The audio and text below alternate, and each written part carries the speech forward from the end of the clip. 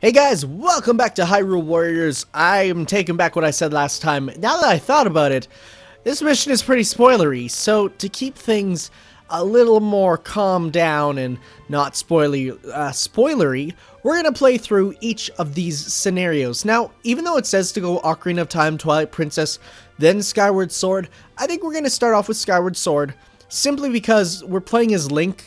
He's like the main character, so obviously, you know, we're going to want to keep it in line with what should happen, you know.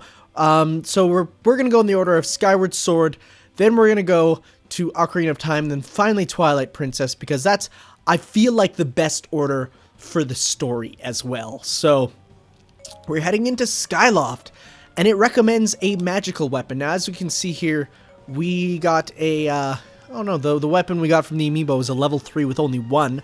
Our Knight's Sword is still better, but we shall try out everyone's favorite horse, Epona. Link and his troops stepped through one of the portals, appearing in an era of fantastical sights. He had heard tell of a land in the clouds, but now he could see Skyloft with his own eyes, though he was not the first new arrival. Overrun with monsters, the floating island faced imminent destruction. Though vastly outnumbered, Link did not hesitate. He and his allies leapt into the fray to save Skyloft from disaster. So, let us head on to Skyloft with our horse, who we brought back with us. Interestingly, the 3 tiers of Epona, any DLC weapon, you actually unlock all the tiers at once, so you can actually get the strongest Epona, like, right away. Basically, level 1 Epona is Hyrule Warriors Epona, level 2 is Twilight Princess Epona, and level 3 is Ocarina of Time Epona, which is pretty cool. But we're hopping into battle with our horse, who is fast and does lots of quick damage, never really has to stop, lots of fun. So let us go journey through Skyloft. So as you can see, Epona is, it uses the sword and shield also, but at the same time, like, it's different but the same. It's pretty similar to the sword and shield style in terms of certain attacks, like we have the slash and stuff, but we also just have all this amazing stuff we can do by never stopping moving. We never have to stop to move. If you do, you can do a dash attack, which I don't really understand the dash system. Like, I don't know if it's just an attack or if it's a like actual dash, but that's okay. We can actually use one of our specials here so I could show it. Just a nice dash and slash, if you will. Does good damage and does good, well, everything. Epona's a really good weapon. I don't like calling Epona a weapon because it's kind of weird, but that's okay. You can also use the bow and arrow as part of the moveset itself with certain attacks, which is pretty cool. And Epona has some attacks where she attacks with her feet. Ooh, who may be calling us? And who is calling us master? Maybe it's a cute girl. In fact, I think it is. A cute girl who everybody seems to really hate, but I never had too much problem with, so we shall... Here, is this our first encounter with the moblins? The shield moblins? Because these guys are actually very annoying, because not only are they impervious to attacks with their shields, but the way they attack, it's all shockwaves. And as we know, shockwaves are stupid for enemies in games. But let us head into here to find out who be calling our name.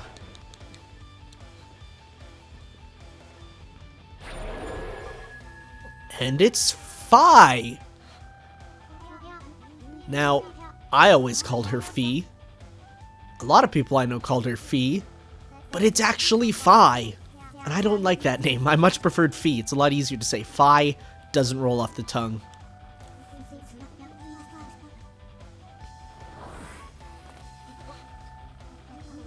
A little close to me. Not that I mind, but still. I mean, after Katawa Shoujo, I kind of have a thing for armless girls. That's a terrible thing to say. I'm so sorry. But But no, she's a playable character, which is interesting because, like, she never really did anything of the sort in Skyward Sword. But, you know, as soon as I heard of this game, I'm like, can you imagine if Fi was playable and she, like, dance battled? And that's kind of exactly what she does. Part of her dance battles and part of her turns into the Goddess Sword and just swipes around, which is cool. Little strange, though, that she never actually becomes, like, this, I don't know where this takes place in the timeline. This is the thing, though. Like, I'm talking the Skyward Sword portion, because she's not the sword. She's not the Master Sword, but she's also seems to know Link. So I don't even know. I'm not even going to question timeline garbage. But, and Ghirahim's here, too. I was so happy that Ghirahim's in. Despite him being the worst first boss in any Zelda game, I hated that fight. As a character, I loved him. I thought he was one of the best. So I'm very happy he's in. His design in this one is a little different.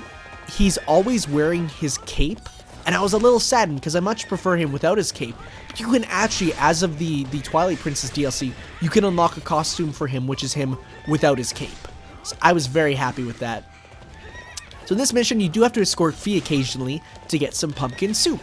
And the pumpkin soup is special because it lures out Levius, the windfish. He's a windfish, right? Or is he... I don't even know. It's a little confusing. I think he's a windfish. I'm pretty sure he is. So, while you have to wait, it's best to just get KOs. Apparently that base is at risk. We should go save it. So yes, Levius comes up and will connect the road, creating a path to the next part of the level, which is good. You actually need that. Although it also makes it so that the enemies can come and get you, so makes you think maybe you shouldn't have done that so quickly, but it's okay. So yeah, Epona is just really good for just destroying stuff. Like really, I mean, you see what I'm doing, right? Like I'm just... Oh, Ghirahim's right there. Hey, Ghirahim. Goodbye, Ghirahim. This mission also introduces us to Eralphos. Interestingly, in their Twilight Princess design, we can't do much about them just yet because we don't have the weapon to take them down. Maybe I should have done it the other way because Ghirahim, don't go. We need to stop him before he gets to the base. First, we'll take this base. Come back, Ghirahim. Also, I'm pretty sure just running into enemies does damage with the horse. Yeah. It doesn't do much damage. I think it does a single point, but it actually stops them from being able to attack you, which is nice. Come back here. Excuse me, sir. So yes, Ghirahim. He has a very interesting fighting style. All of the, like, Ganondorf's troops enemies are very difficult to actually get their weakness gauge to appear. Just simply due to crazy attacks, and especially one character we'll be getting to soon enough who just weakness gauge almost never appears. It's if they glow, that means they're jumping right from their like neutral stance to their one of their specials that you can only get by doing combos, which is basically impossible. It's like that hurt me. He turned into a sword. That's the thing. Both he and Fi do that, where they can turn into their sword for combos. I don't think you can actually hurt them when they're in their sword form, which makes sense because they are literally a sword. If you've ever tried to punch a sword, doesn't work that well. As you can see, Epona is an amazing weapon for just running forward and slashing. Like, I love Epona. All the DLC weapons are really good. Characters, too, so far. So we have stopped Ghirahim from his evilness. So Volga's appearing, though, and Volga in this mission can get very powerful. In fact, you don't actually want to go after him at all.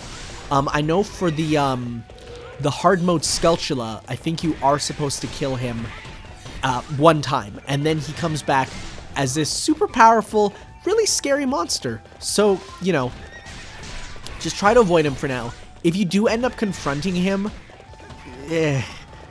you might have to just try. And Fi's over there doing her stuff, surrounded by a whole bunch of enemies, but that's okay, because we have the power of the focus spirit. Our horse shall be the horse to bring the heavens to the ground. Actually, that'd be bad. That's like the end of Skyward Sword. Or at least rather the statue in the sky comes to the ground, which then you never see again. Skyward Sword is a strange game.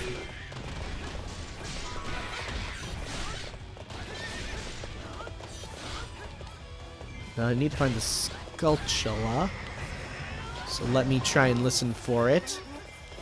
Apologize if you guys can hear it.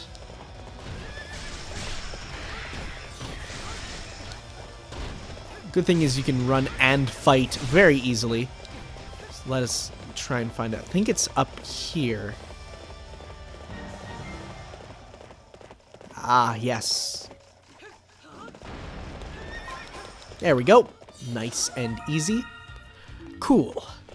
I actually really like having the gamepad at my side. I guess I should say on the gamepad they have a log of any pop-ups, mission pop-ups and such. So if you miss one, you know, you can just read it there. It's good. It's actually really helpful. So yes, Epona, very good weapon. If you do wear the Dark Link costume, Epona does become Dark Epona, which is hilarious. Evil horses, you know, it's funny.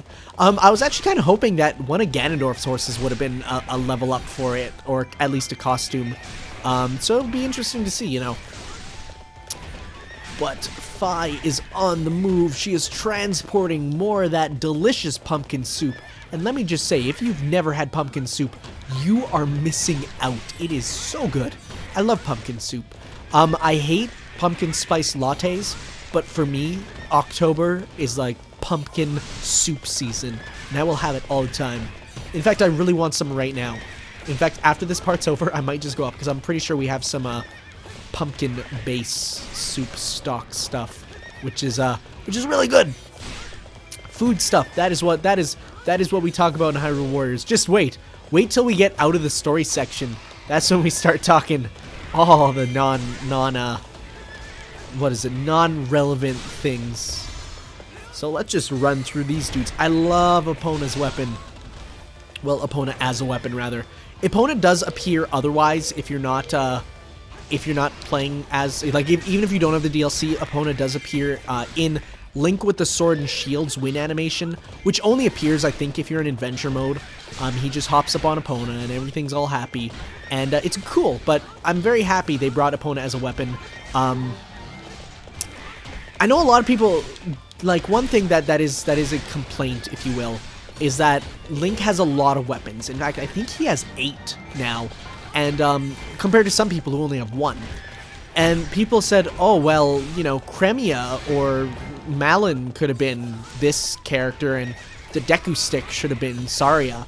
But at the same time, I sort of understand. It's like, you don't want so many characters. Giving them different fighting styles is, you know, it's basically the same as having a different character, despite their personality being the same, if you will. I'm pretty sure that if we were to get a Hyrule Warriors 2, they could easily give the Deku Stick to Saria and just make Lana only have the book, because it's not the fighting style that really suits her, like Lana. Like, it doesn't make super canonical sense. It's just, oh, hey, a stick, let's use the stick. She has no power over nature. But yes. So let us head up there though now. We can now get to the top part of the level. We can now access the enemy base, which is cool. Like, I just love the fact that you can just run forward and attack. It is just really cathartic, which is the best part of Hyrule Warriors, is the catharsis you get from just destroying everything, you know? I mean, look how many kills we've already got, and I'm not even trying to get that many. Both the spinner weapon and the Epona function the same, where it's just a traveling attack weapon. which is where you're always moving and always attacking. So Volga is on the move, which means he will be attacking soon. Whoa, why'd the frame rate suddenly get really good for a sec? Of course you won't see that because my capture card only does 30 frames per second, which, you know, oh, go ahead. Hey, Volga, I guess we're gonna stop you at least. Oh, no, you do have to kill him once, I remember now. As you can see, we just jumped through the flames. Now, one problem with Epona is because of Epona's size, it is hard to sometimes keep track of what's all happening at once. So, like, you need to watch Volga, but at the same time, it's kind of hard because, I mean, look what's going on right now. It's like, it's craziness. Very much not a weapon suited for 1v1s. So, if the mission is very 1v1 intensive, I wouldn't bring Epona. Instead, I'd bring the spinner, actually. I think the spinner is much better for 1v1 than Epona. Epona's very much just a, oh god, you see what's happening, right? The spinning in circles and... because you are always moving.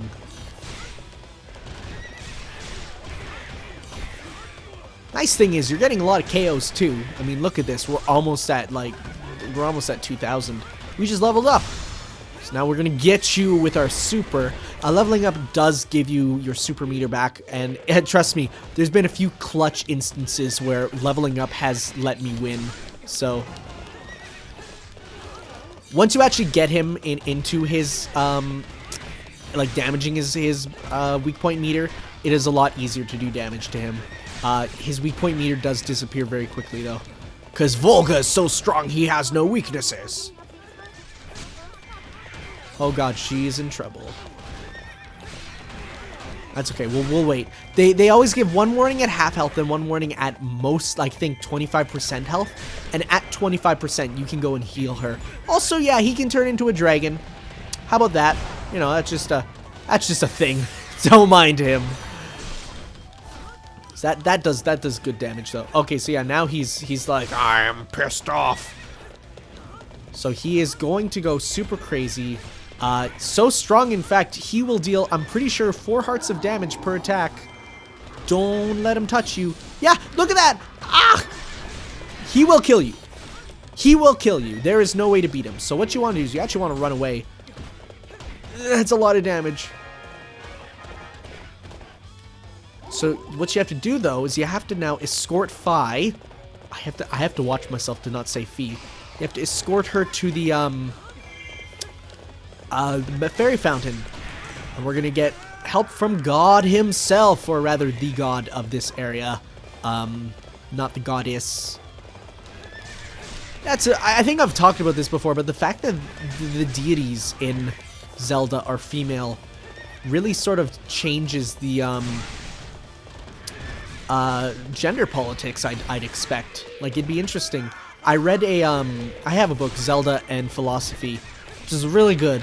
And it does, you know, it sort of talks about the fact that, okay, so if the goddesses are all female, if all the monarchy is mostly controlled by females, you know, it's like, that would change some stuff with their gender politics, if you will.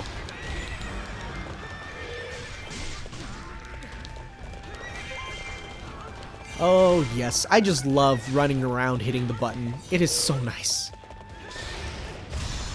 Interesting, though, I don't think there really was a traveling attacker type character before the DLC, and now there's 2, and they're both Link. So, it's interesting. I think they picked good DLC. I think they really did. So much so that I know a lot of people are like, you know, $20 for DLC, that's crazy.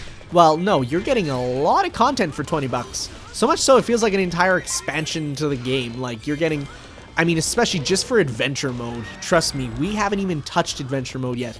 You shall see the craziness of adventure mode. It is,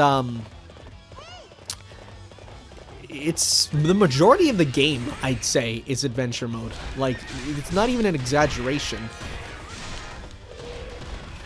So let's get all these dudes in, like, a line. Just smash them all. Like that. That's good. Nice. So as you can see, you do get notifications when your bases do fall, And you'll come to hate that. That is like a, oh crap, we need to do something sort of thing. So, you also do get power-ups later that make it so that you can damage enemies through chip damage. If they're guarding, you can deal damage. That is very, very important to get later on, because you will need to, you know, enemies guard a lot. And because we didn't go to Twilight Princess first, we don't have the weapon that is this guy's weakness, like the item weapon, not weapon. So let's grab these. They're not hard though. I think Air Alphos are easier than even Liz Alphos and the eventual Dine Alphos, which I didn't even know what they were from until I was watching Brain Scratch Com's Let's Play of Majora's Mask, which is good because next month I'm pretty sure the Majora. No, not this next month. Yeah, next month, because this month there is no DLC. Next month's Majora's Mask DLC pack, which will add 2 characters and all that stuff, and I can't wait to see what that's going to be. So, this month I think they're putting out the, like, all the pre-order costumes for release. So, I have the Ocarina of Time and Ganondorf one, so hopefully I can get, like, a discounted price. I don't know if I'll be able to.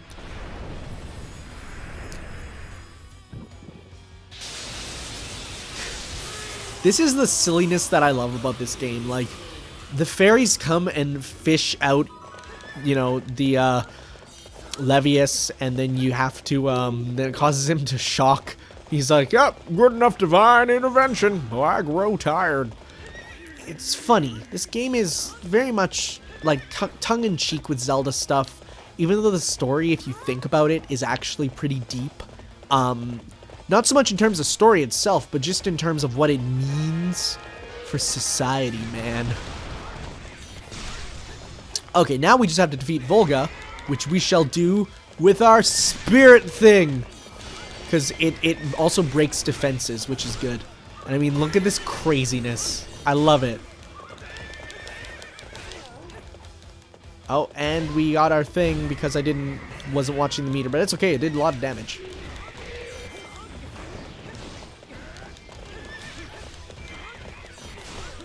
So yes, not the best for 1v1 Epona. In fact, I'd say it's actually really bad just because of how it's set up. But really good for crowds. Like, especially if you're going to do a mission with a lot of crowds, like later on you'll do ones where it's like you have to get so many kills. It's like you'd be surprised how just good it is at just getting those kills. I think running into enemies though does fill the weak point gauge though. Now, I might be wrong. It might just be leaving them comboed, if you will, to keep it going. It's like that I should have hit, but it's okay. Wow, that actually did some decent damage. I actually never really used the dash attack. Wow. Cool. And with that, we have won the mission. You can tell the mission's over when the HUD disappears and you can't attack. You can just run around. So that means, yeah, you did it! Hooray!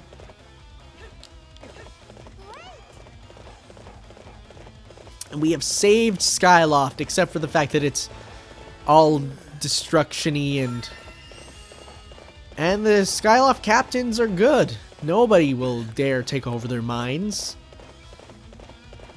Ghirahim, though, in this game is very one of the highlights. He's just revels in the everything. I love him. He's really awesome. Oh no, they've been brainwashed. He never showed that power in the game. That just kind of came out of nowhere. But that's okay. Deus Ex Machinas and stuff. It's all to provide unique battle scenarios. Because, I mean, in this story mode, like, there's a lot of things that you never do. So, they try to provide you with unique experiences. And because we have Epona, you know, we play Epona's song and comes over and if you have the Ocarina of Time costume, which I have, as well as using the Epona of Time, they call her, which is an amazing name. It's so nostalgic looking, like, and especially if you're in like a Hyrule field looking area, you'd be very surprised just how amazing it looks. It looks like an Ocarina of Time HD, like a proper Ocarina of Time HD. Oh, nice! We got a Twilight Epona. We got another Ancient Spinner, and we got a Dragon Bone. We keep getting a lot of Dragon Bone Pikes. round Erelfos shield, Ghirahim sash, Volga's helmet, Moblin flank. You're going to need a lot of these later on, and they're surprisingly hard to come by. Erelfos leather, and some old regs. And of course, we add another piece to the puzzle. It is of Fi's face. I keep trying to say Fi. I don't mean to. You can now battle as Fi. Fi is a fun character, in my opinion. I know a lot of people don't like Fi. I think her fighting style, aside from not being as, I don't know, strong, gets a lot of hits, though, which is good. Sort of, I guess Fi could almost be a traveling character for battle. So let us level her up just a bit. Nice, level 2. Can we get, we can get her level 3. Even nicer. Can we get her level 4? Do I hear level 4? There is no level 4. We need an item that we don't have, but that's okay. Weak point gauge, that is important. Now, this one requires, okay, so yeah, we can get both of these. This is one that allows you to inflict damage, chip damage, if you will, when their guard is up. So that is actually really good because enemies guard a lot, especially boss characters. So that one is really good. And an assist. As you can see, as we get more items, the assists are just let you use the bombs longer, arrows longer, boomerang longer, the powered up versions. So yeah, it's very good. Oh, we can get Lana's leveled up book, which gives us a nice... Oh, that gives us the walls, which is very good. We can also level up her spear, which is... Spears... We'll get to the spear. We'll honestly get to every weapon, everything. I know it's crazy with Link's 8 weapons and all. We'll get to them all.